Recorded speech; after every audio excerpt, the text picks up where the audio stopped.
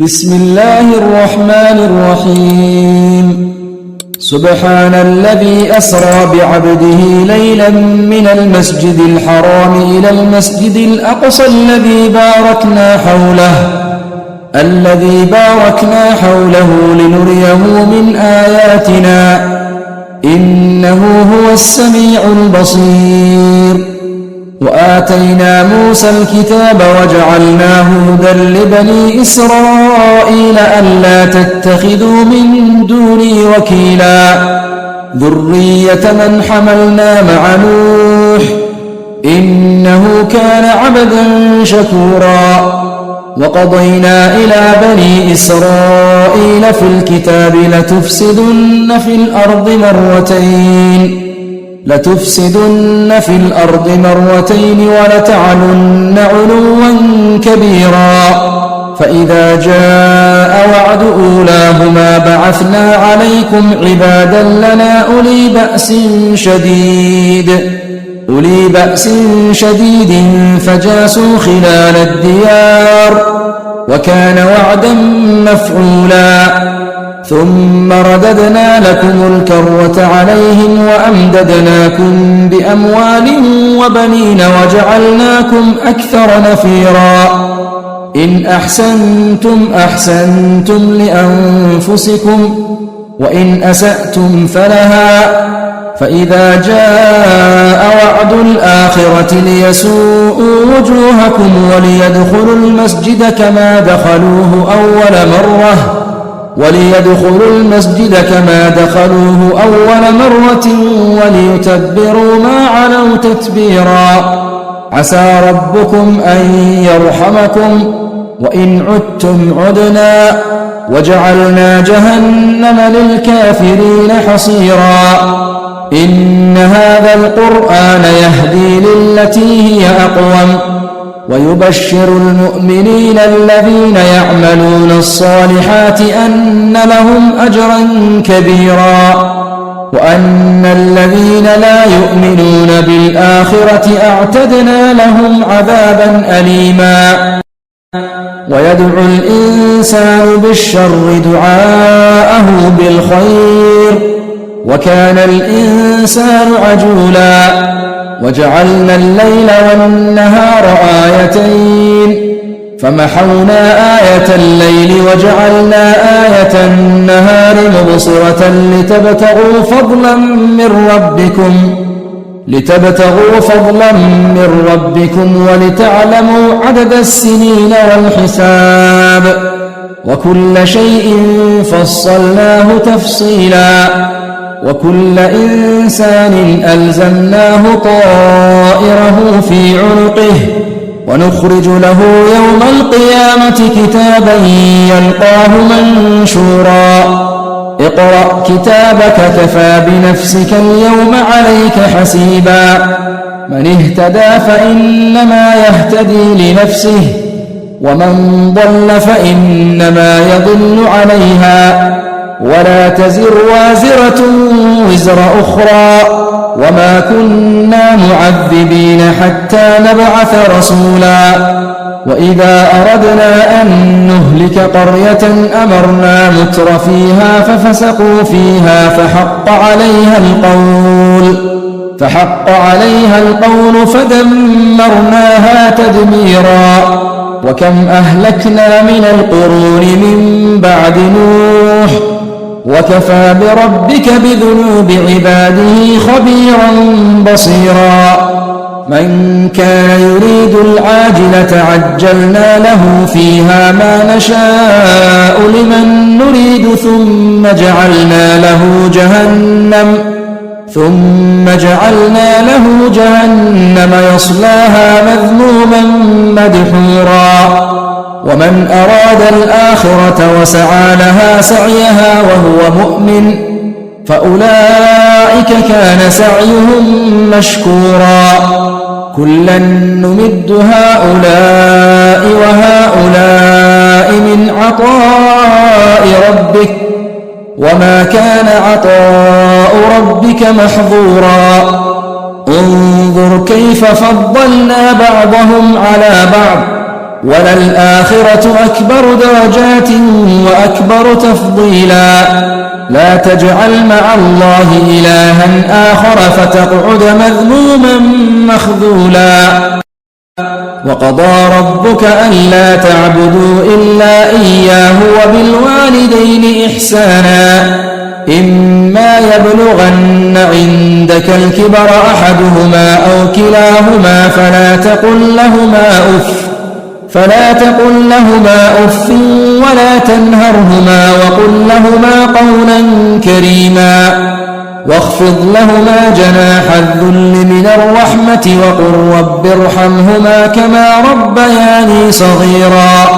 ربكم أعلم بما في نفوسكم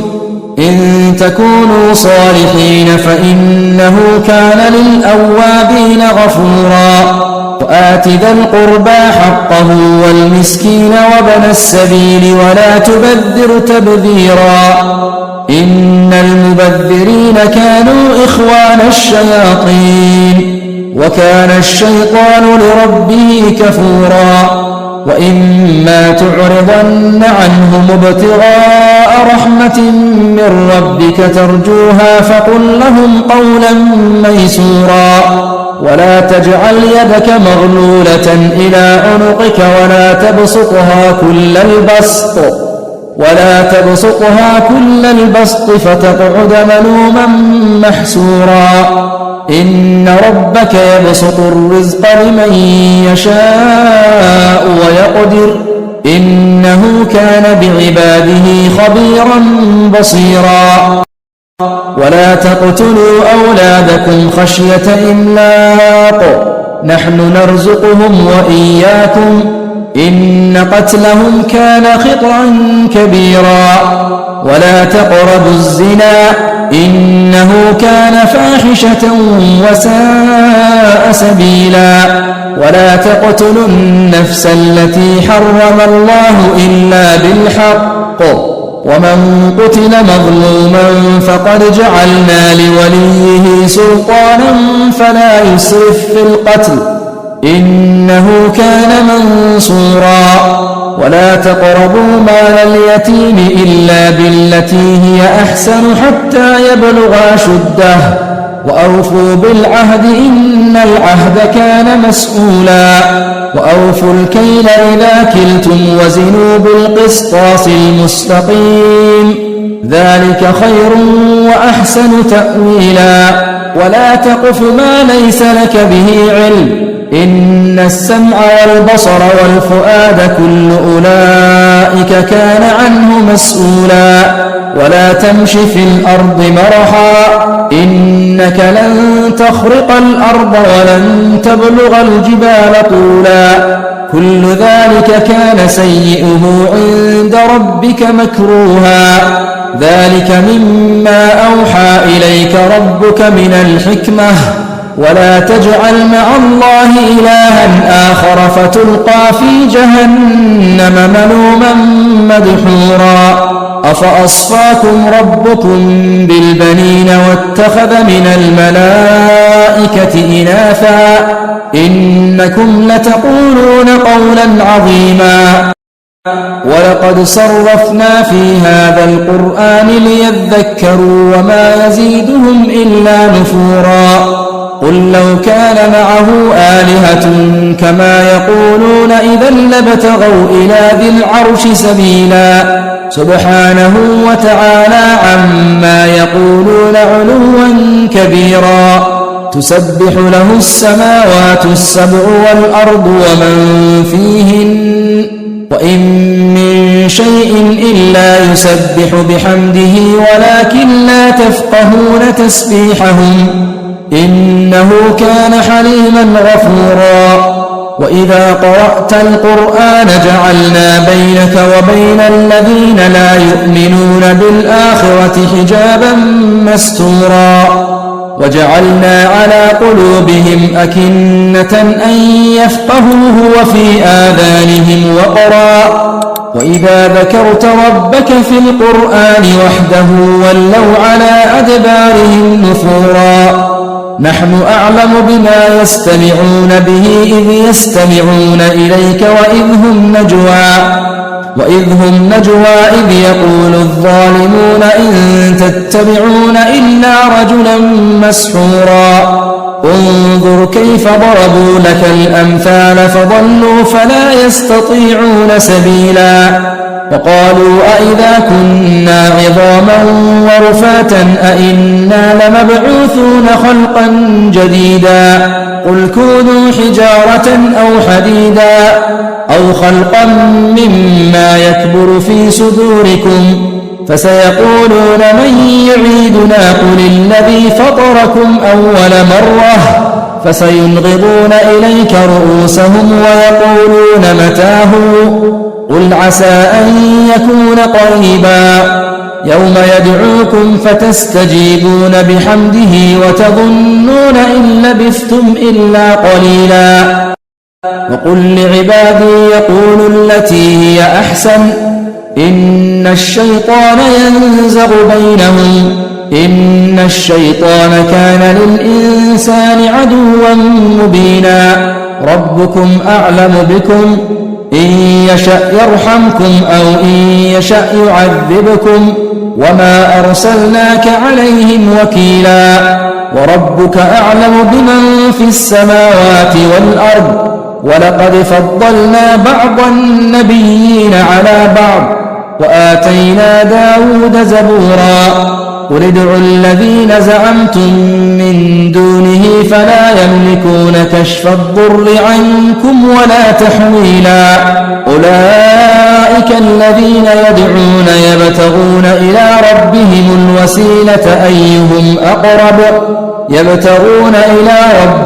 الوسيلة أيهم أقرب ويرجون رحمته ويخافون عذابه إن عذاب ربك كان محذورا وإن من قرية إلا نحن مهلكوها قبل يوم القيامة أو معذبوها عذابا شديدا كان ذلك في الكتاب مسطورا وما منعنا أن نرسل بالآيات إلا أن كذب بها الأولون وآتينا ثمود الناقة مبصرة فظلموا بها وما نرسل بالآيات إلا تخويفا وإذ قلنا لك إن ربك أحاط بالناس وما جعلنا الرؤيا التي أريناك إلا فتنة للناس والشجرة الملعونة في القرآن ونخوفهم فما يزيدهم إلا طغيانا كبيرا وإذ قلنا للملائكة اسجدوا لآدم فسجدوا إلا إبليس قال أسجد لمن خلقت طينا قال أرأيتك هذا الذي كرمت علي لئن أخرتني إلى يوم القيامة لأحتنكن ذريته إلا قليلا قال اذهب فمن تبعك منهم فإن جهنم جزاؤكم جزاء موفورا واستفزز من استطعت منهم بصوتك وأجلب عليهم بخيلك ورجلك وشاركهم في الأموال والأولاد وعدهم وما يعدهم الشيطان إلا غرورا إن عبادي ليس لك عليهم سلطان وكفى بربك وكيلا ربكم الذي يزجي لكم الفلك في البحر لتبتغوا من فضله إنه كان بكم رحيما وإذا مسكم الضر في البحر ضل من تدعون إلا إياه فلما نجاكم إلى البر أعرضتم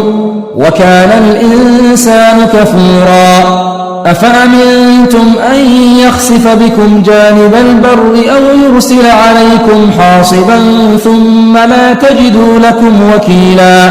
أم أمنتم أن يعيدكم فيه تارة أخرى فيرسل عليكم قاصفا من الريح فيرسل عليكم قاصفا من الريح فيغرقكم بما كفرتم ثم لا تجدوا لكم علينا به تبيعا. ولقد كرمنا بني آدم وحملناهم في البر والبحر ورزقناهم من الطيبات وفضلناهم على كثير ممن خلقنا تفضيلا. يوم ندعو كل أناس بإمامهم فمن أوتي كتابه بيمينه فأولئك يقرؤون كتابهم ولا يظلمون فتيلا. ومن كان في هذه أعمى فهو في الآخرة أعمى وأضل سبيلا. وإن كادوا ليفتنونك عن الذي أوحينا إليك لتفتري علينا غيره وإذا لاتخذوك خليلا. ولولا أن ثبتناك لقد كدت تركن إليهم شيئا قليلا. إذا لأذقناك ضعف الحياة وضعف الممات ثم لا تجد لك علينا نصيرا. وإن كادوا ليستفزونك من الأرض ليخرجوك منها وإذا لا يلبثون خلافك إلا قليلا. سنة من قد أرسلنا قبلك من رسلنا ولا تجد لسنتنا تحويلا. أقم الصلاة لدلوك الشمس إلى غسق الليل وقرآن الفجر إن قرآن الفجر كان مشهودا. ومن الليل فتهجد به نافلة لك عسى أن يبعثك ربك مقاما محمودا. وقل رب أدخلني مدخل صدق وأخرجني مخرج صدق واجعل لي من لدنك سلطانا نصيرا. وقل جاء الحق وزهق الباطل إن الباطل كان زهوقا. وننزل من القرآن ما هو شفاء ورحمة للمؤمنين ولا يزيد الظالمين إلا خسارا. وإذا أنعمنا على الإنسان أعرض ونأى بجانبه وإذا مسه الشر كان يئوسا. قل كل يعمل على شاكلته فربكم أعلم بمن هو أهدى سبيلا. ويسألونك عن الروح قل الروح من أمر ربي وما أوتيتم من العلم إلا قليلا. ولئن شئنا لنذهبن بالذي أوحينا إليك ثم لا تجد لك به علينا وكيلا. إلا رحمة من ربك إن فضله كان عليك كبيرا. قل لئن اجتمعت الإنس والجن على أن يأتوا بمثل هذا القرآن لا يأتون بمثله ولو كان بعضهم لبعض ظهيرا. ولقد صرفنا للناس في هذا القرآن من كل مثل فأبى أكثر الناس إلا كفورا. وقالوا لن نؤمن لك حتى تفجر لنا من الأرض ينبوعا أو تكون لك جنة من نخيل وعنب فتفجر الأنهار خلالها تفجيرا أو تسقط السماء كما زعمت علينا كسفا أو تأتي بالله والملائكة قبيلا أو يكون لك بيت من زخرف أو ترقى في السماء ولن نؤمن لرقيك حتى تنزل علينا كتابا نقرأه قل سبحان ربي هل كنت إلا بشرا رسولا. وما منع الناس أن يؤمنوا إذ جاءهم الهدى إلا أن قالوا أبعث الله بشرا رسولا. قل لو كان في الأرض ملائكة يمشون مطمئنين لنزلنا عليهم من السماء ملكا رسولا قل كفى بالله شهيدا بيني وبينكم إنه كان بعباده خبيرا بصيرا ومن يهد الله فهو المهتد ومن يضلل فلن تجد لهم أولياء من دونه ونحشرهم يوم القيامة على وجوههم عميا وبكما وصما مأواهم جهنم كلما خبت زدناهم سعيرا ذلك جزاؤهم بأنهم كفروا بآياتنا وقالوا أئذا كنا عظاما ورفاتا أئنا لمبعوثون خلقا جديدا أولم يروا أن الله الذي خلق السماوات والأرض قادر على أن يخلق مثلهم وجعل لهم أجلا لا ريب فيه فأبى الظالمون إلا كفورا قل لو أنتم تملكون خزائن رحمة ربي إذا لأمسكتم خشية الإنفاق وكان الإنسان قتورا ولقد آتينا موسى 9 آيات بينات فاسأل بني إسرائيل إذ جاءهم فقال له فرعون إني لأظنك يا موسى مسحورا قال لقد علمت ما أنزل هؤلاء إلا رب السماوات والأرض بصائر وإني لأظنك يا فرعون مثبورا فأراد أن يستفزهم من الأرض فأغرقناه ومن معه جميعا وقلنا من بعده لبني إسرائيل اسكنوا الأرض فإذا جاء وعد الآخرة جئنا بكم لفيفا وبالحق أنزلناه وبالحق نزل وما أرسلناك إلا مبشرا ونذيرا وقرآنا فرقناه لتقرأه على الناس على مكث ونزلناه تنزيلا قل آمنوا به أو لا تؤمنوا إن الذين أوتوا العلم من قبله إذا يتلى عليهم يخرون للأذقان سجدا ويقولون سبحان ربنا إن كان وعد ربنا لمفعولا ويخرون للأذقان يبكون ويزيدهم خشوعا قل ادعوا الله أو ادعوا الرحمن أيما تدعوا فله الأسماء الحسنى ولا تجهر بصلاتك ولا تخافت بها وابتغ بين ذلك سبيلا وقل الحمد لله الذي لم يتخذ ولدا ولم يكن له شريك في الملك ولم يكن له ولي من الذل وكبره تكبيرا